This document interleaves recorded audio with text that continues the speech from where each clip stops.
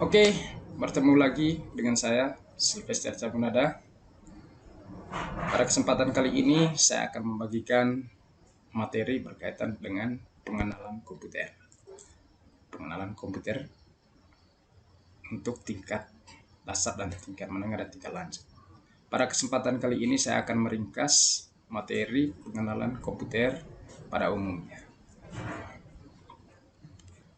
Komputer itu biasa disebut adalah serangkaian alat elektronik yang saling bekerja sama.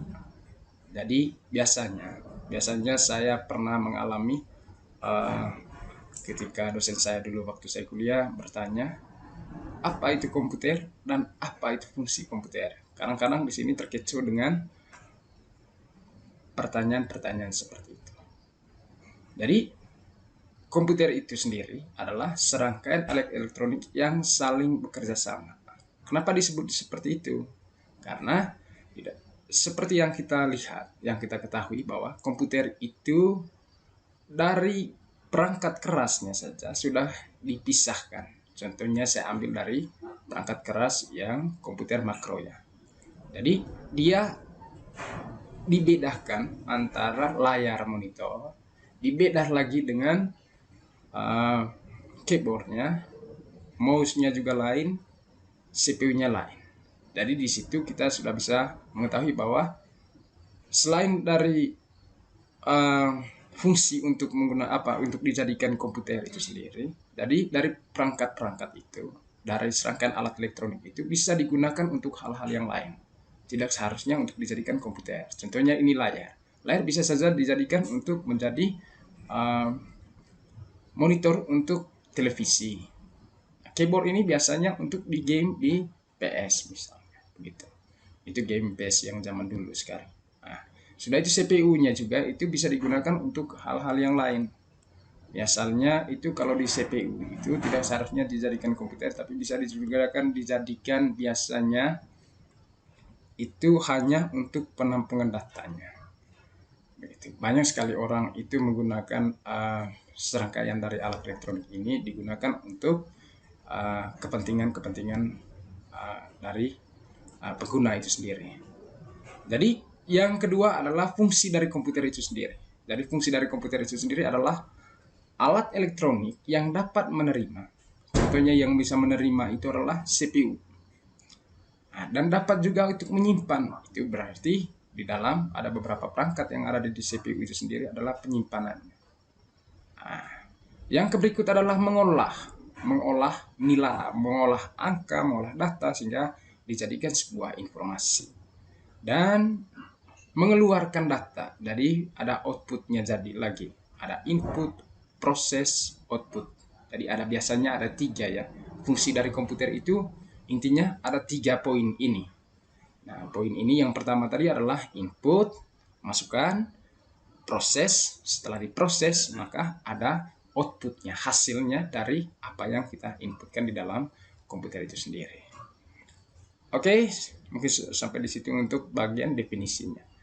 Sekarang yang perlu saya bagikan kepada teman-teman semua adalah komponen utama komputer itu sendiri.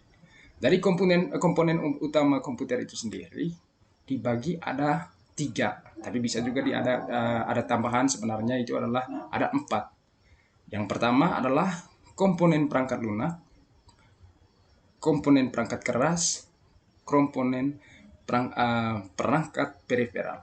Itu tambahan biasanya, periferal biasa disebutnya. Tapi biasanya kalau bahasa sederhananya itu adalah perangkat tambahan di dalam komputer itu sendiri. Sudah itu yang keempat adalah user atau pengguna itu sendiri. Kenapa itu termasuk di dalam komponen utama komputer? Kenapa harus dimasukkan penggunanya?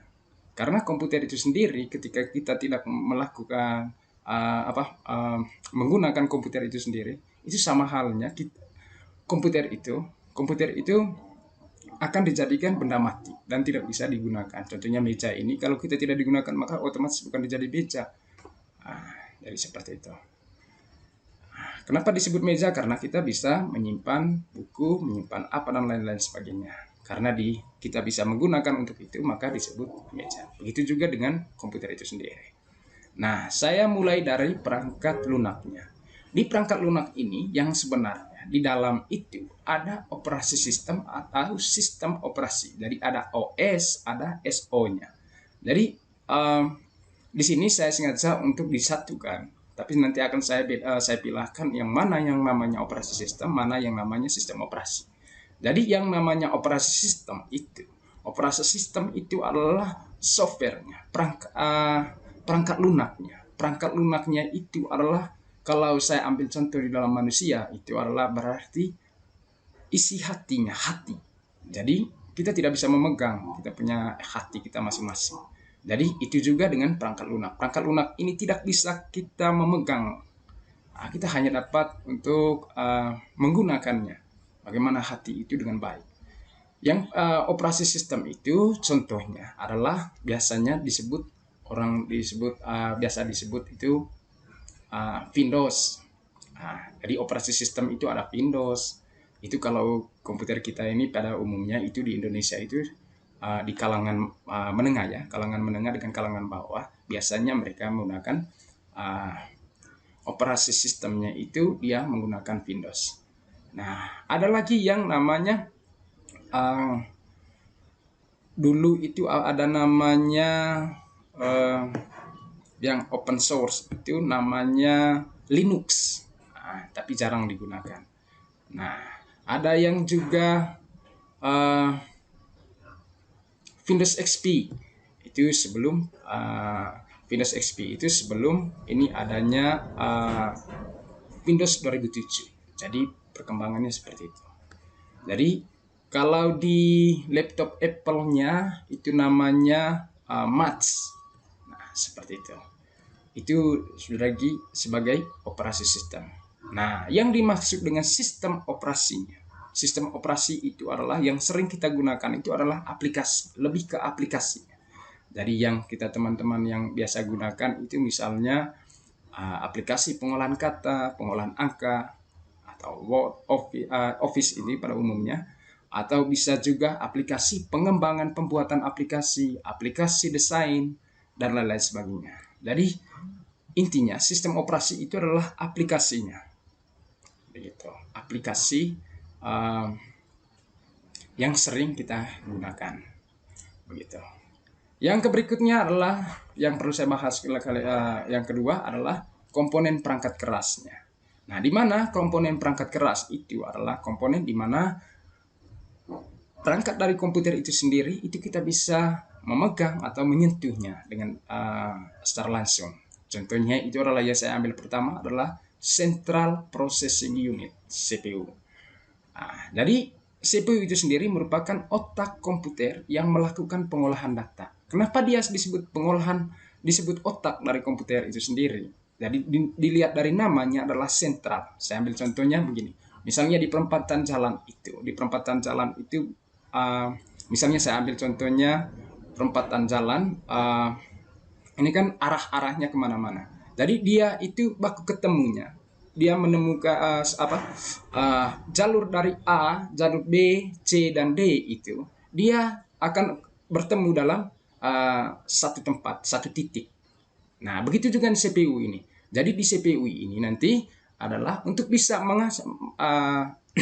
bisa mengakses itu, bisa digunakan itu layar. Berarti itu harus dikoneksi dengan CPU itu sendiri. Begitu juga dengan mouse-nya. Dari mouse itu otomatis kita colok di CPU itu sendiri. Dari sentralnya, dia baku ketemu. Sehingga bagaimana cara interaksi antara beberapa perangkat yang lain, sehingga mereka saling bekerja sama, itu adalah di sentralnya, di CPU itu sendiri. Nah, komponen perangkat keras yang kedua adalah memorinya. Nah, di memori ini yang biasa disebut adalah RAM. Nah, tempat penyimpanan sementara data yang sedang digunakan oleh CPU. Jadi dia itu, apa yang kita ketik itu otomatis tersimpan. Kalau tidak ada RAM, apa yang kita ketikkan, misalnya saya tulis tempat.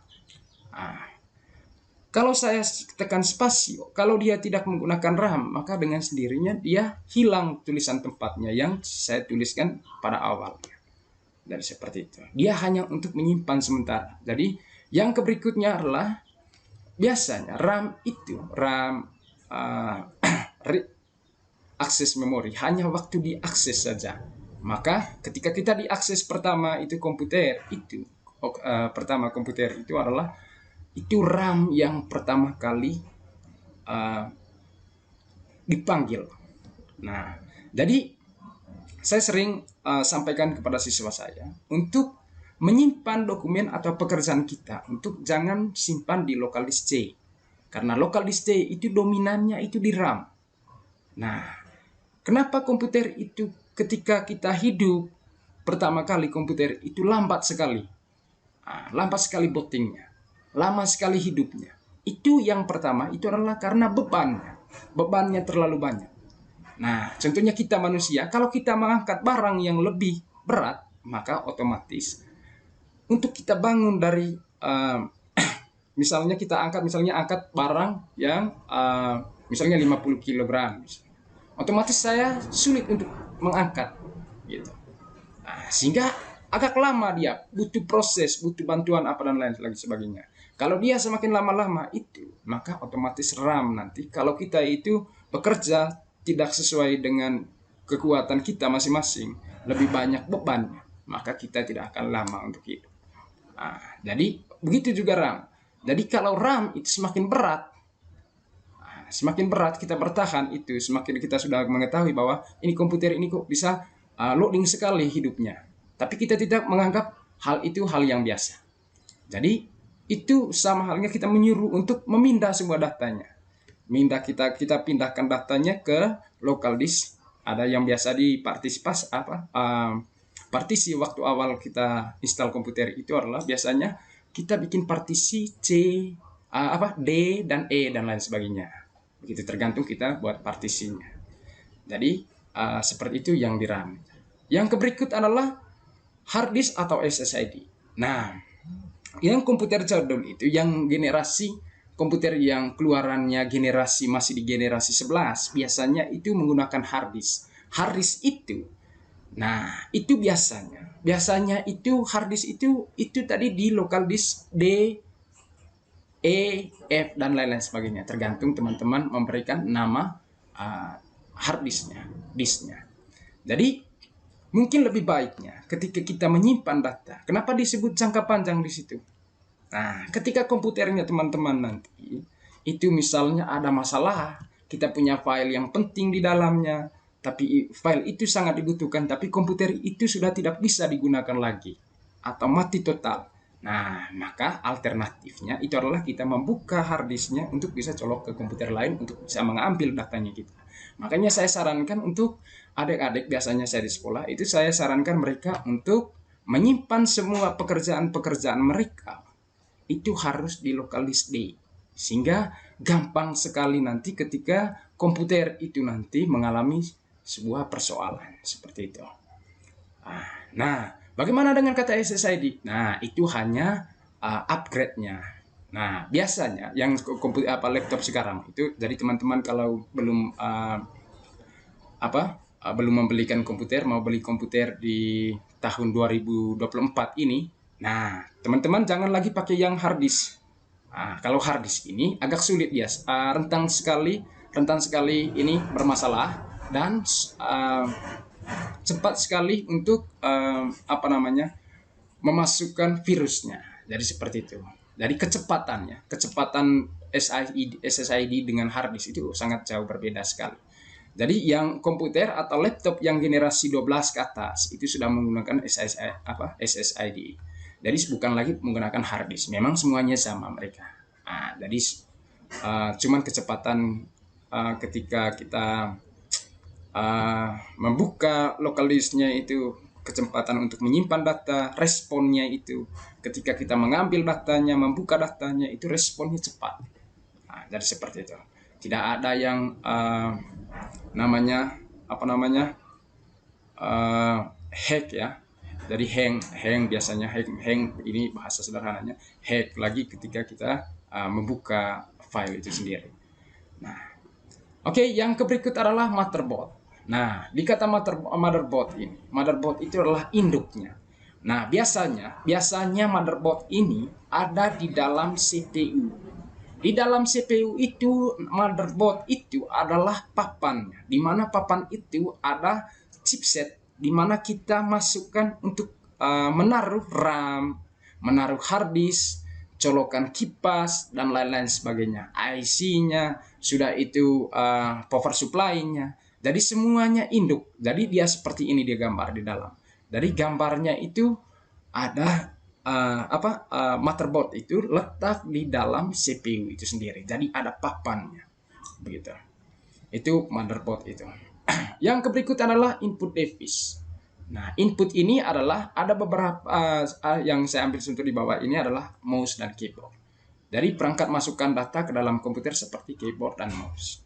Jadi keyboard ini adalah sebagai masuk dan datanya, masukkan angka dan datanya, angka dan kata, sehingga akan menjadikan data, dan data itu akan menjadikan sumber sebuah informasi. Dari seperti itu. Jadi fungsi dari input device itu adalah, contohnya itu adalah keyboard dan mouse. Itu contoh dari input device itu. Sekarang output device. Nah, perangkat untuk menampilkan hasil dari pengolahan data seperti monitor. Jadi apa yang kita inputkan, apa yang kita ketikkan melalui keyboard, dan apa yang kita pilih menggunakan mouse, itu semuanya akan bisa dilihat hasilnya. Akan bisa dilihat hasilnya itu dengan cara kita melihat yang ada di tampilan monitor itu sendiri. Nah, bagaimana kadang-kadang orang itu bisa menjawabnya dengan perintah, scanner, speaker, dan lain-lain. Nah, itu yang disebut tadi, yang disampaikan pada awal tadi adalah, itu adalah salah satu komponen perangkat periferal, perangkat tambahan. Jadi bukan di bagian dari komputer itu sendiri, itu hanya untuk tambahan. Jadi perangkat periferal itu adalah perangkat tambahan untuk bisa mendukung proses kerja dari komputer itu sendiri. Nah, sehingga yang namanya printer, scanner, sudah itu audio, musik, misalnya musik lainnya itu. Jadi itu namanya perangkat periferal. Nah, yang berikutnya perangkat keras itu adalah jaringan komputer.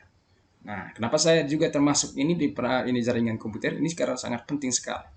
Nah, di jaringan komputer itu ada namanya jaringan lokal yang menghubungkan komputer dalam area terbatas seperti kantor atau sekolah. Nah, jadi di jaringan komputer ini ada namanya LAN, ada namanya internet ya. Nah, di mana LAN itu? Itu ada namanya LAN card. Di mana LAN card itu biasanya ketika kita melakukan sharing data, biasa sharing data atau sharing internet, itu di bagian samping laptopnya kita atau di bagian belakang CPU itu ada LAN card namanya, kartu jaringan. Jadi ketika kita kalau misalnya kita mengalami masalah, kita tidak bisa connect antara kabel LAN ya, itu kan menggunakan kabel. Jadi penggunaan jaringan LAN ini adalah di mana kita mengkoneksi antara komputer satu dengan komputer lain itu menggunakan kabel. Nah, kalau kita misalnya nanti chipsetnya sudah longgar, biasanya kalau misalnya kita sering digunakan, itu biasanya kita tidak seharusnya kita ganti komputer atau install, itu tidak akan bisa untuk mencari solusinya. Jadi ada bedanya internet dengan LAN-nya. Sedangkan untuk kalau misalnya kabel jaringannya itu tidak bisa connect, otomatis kan ada lampu indikator di paling belakangnya. Kalau dia tidak nyala, berarti otomatis LAN card-nya itu saja yang tidak berfungsi. Berarti kita harus mengganti. LAN card itu kalau tidak salah harganya 45.000. Itu paling tinggi harganya. Jadi seperti itu. Nah, bagaimana kalau misalnya yang internet? Nah, yang internet itu kawan-kawan, kalau internet itu dia berupa software. Nanti saya akan bahas lagi bagaimana kalau misalnya saya punya komputer ini tidak bisa connect internet.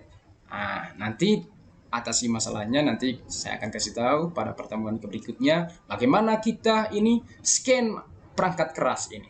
Nah, mungkin selama ini teman-teman scanning perangkat keras untuk scan selama ini. Scan itu hanya scan data saja. Tapi berikutnya saya akan menjelaskan bagaimana cara scan untuk beberapa perangkat keras. Bagaimana untuk scan keyboardnya? Mungkin teman-teman mengalami ada keyboard, kenapa misalnya masalah pertama, tombol A-nya tidak bisa berfungsi. Nah, bagaimana cara solusinya untuk bisa tanpa harus kita membeli baru? Padahal itu hanya di bagian perangkat kerasnya. Jadi bukan hanya serang virus itu bukan hanya di file saja, tapi juga di perangkat keras. Nanti akan saya bagikan video tutorialnya bagaimana cara untuk scanning perangkat keras dari komputer itu sendiri. Jadi seperti itu.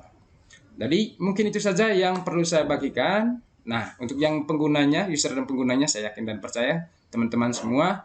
Nah, kita otomatis untuk bisa belajar komputer dengan cepat, agar kita mudah mengerti, mudah dilakukan, mudah dipahami, yaitu intinya kita harus konsisten. Yang pertama, percaya diri. Yang pertama adalah kita lebih hebat dari komputer, bukan komputer yang lebih hebat dari kita. Komputer itu bisa kita gunakan tergantung dari pengetahuan kita masing-masing. Jadi yang lebih hebat itu adalah pengguna itu sendiri. Jadi seperti itu. Tidak ada gunanya kalau komputer speknya baik. Tidak ada gunanya komputer itu punya perkembangan yang pesat kalau penggunanya tidak bisa mengimbangi perkembangan dari teknologi itu sendiri, maka otomatis kita akan dikalahkan oleh komputer itu sendiri. Salam semangat, semoga sehat semua ya. Selamat bertemu kembali di lain pertemuan. Sekian dan terima kasih untuk konten yang berikutnya. Jadi jangan lupa di like, komentar, dan subscribe. Jadi konten berikutnya yang saya akan bagikan kepada teman-teman adalah scanning hardware. Ya, dimana tadi berkaitan dengan keyboard saya ini salah satu hurufnya tidak bisa diketik. Misalnya internetnya laptop saya itu sudah tidak berfungsi lagi. Nah, yang berikut adalah komputernya saya ini ketika ini RAM-nya ini sulit ini. Jadi bagaimana kita scanning RAM, keyboard dan lain-lain sebagainya. Punya intinya bagian perangkat keras nanti akan saya bahas di pertemuan kali berikutnya. Yang berikut adalah berkaitan dengan digital marketing bagi pelaku bisnis. Silakan Anda jangan lupa like dan subscribe untuk bisa saya membagikan bagaimana kita mempromosikan, memposting kita punya usaha dengan cepat dan baik, sasarannya sesuai dengan targetnya kita. Nanti akan saya bahas di pertemuan kedua. Yang berikut adalah pembuatan website. Nanti saya akan janji untuk pembuatan website ini 50 menit selesai. Nah, yang berikut adalah yang mau bersaing di dunia kerja. Saya akan kupas tuntas rumus Excel, karena rumus Excel itu sangat penting sekali sebagai seorang data analis. Nah, jadi nanti saya akan bahas di pertemuan berikutnya.